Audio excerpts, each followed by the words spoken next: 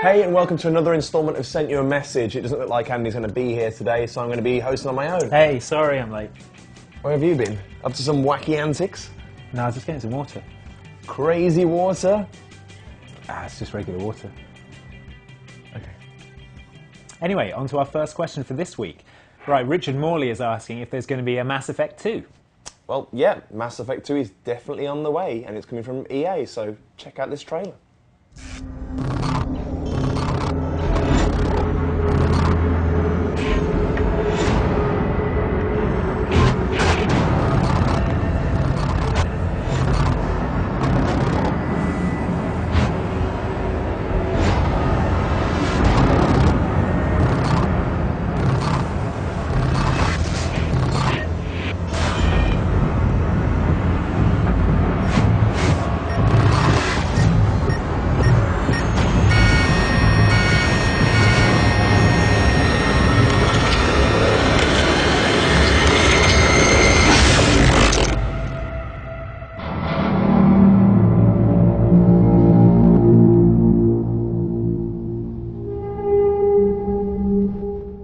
What does it all mean? He can't be dead. He can't be dead.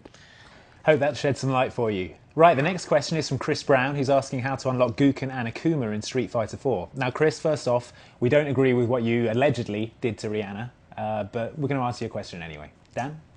Right, well, it sounds like you're going through the right process, but what you might not have done yet is unlocked all of the other characters. So that's Fei Long, Cammy, Gen, Rose, Sakura, and Dan. So once they're all unlocked, you've then got to do, as you say, get 2 perfects, and they have to be 2 perfects against 2 different characters, and then you also have to get 2 ultra combo finishes, and once you've done that and beaten Seth, you should hopefully fight Akuma after that. Now, to get Goken, you must have unlocked all those characters and Akuma, and then you go through the same process, only making sure that you've done 3 ultra combo finishes, and hopefully you'll fight Goken, and then you'll unlock him too. The one thing to also make sure is that the character you're using is someone you've already finished the game with. Right, Alex Lowe is very keen to know whether there's going to be an Assassin's Creed 2. Very popular question, this one. Yeah, very popular. And there is an answer now. The answer came from the unlikely source of Ubisoft's 2009 financial results, where they announced that Assassin's Creed 2 will be coming out this year, along with a few other titles, including Splinter Cell Conviction and a brand new game called I Am Alive. Yep, and it's rumoured that the game is set hundreds of years after the original. Now, whether that's from the kind of modern-day setting that the game is set in, or hundreds of years after the virtual world setting, which is the 13th century, hasn't really been cleared up yet, but there are rumours that it will be set during the French Revolution, which is in the 18th century, so it's very likely that it's going to be the latter. Must have been the highlight of a very dull financial presentation anyway. Right, L008 wants to know if we've ever answered the same question twice. That's a silly question. Why would we do that? That's crazy talk. Yeah, we've never done that. Anyway, next question. Holcroft and Watt wants to know what installing games to your hard drive actually does.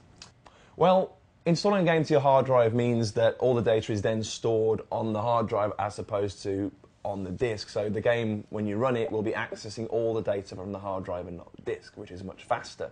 So theoretically, it's going to improve loading times and performance. Now, I think where you're going with this question is, well, why do I still have to have the disk in the drive? Well, that's more of a validation thing.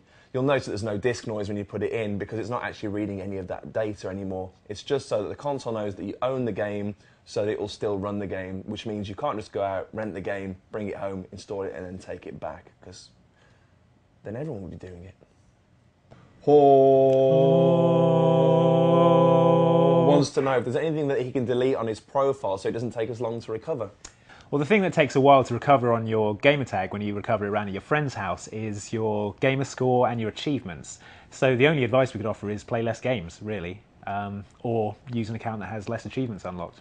Yeah, stop being so good. Yeah. Super King, who's probably named after his favourite brand of fags, wants to know how he can stop MSN Messenger auto-signing in when he boots up live. Well, that's easy. All you need to do is hit your guide button, go to Profile on the Settings tab, go down to Auto Sign In, and then deselect the box that's got Auto Sign In selected for Messenger. Very easy. So simple. Okay, and finally, L008 wants to know if we've ever answered the same question twice. No, why would you ever do that? It's silly. Yeah, we wouldn't do that. Just crazy talk. Anyway, that's the end of this week's episode. Send all your messages to the usual address, and we'll do our best to answer them. Yep, and make sure you check out the official Inside Xbox YouTube channel at youtube.com/officialinsidexbox. Cool, nicely plugged. See you next week. See you next time.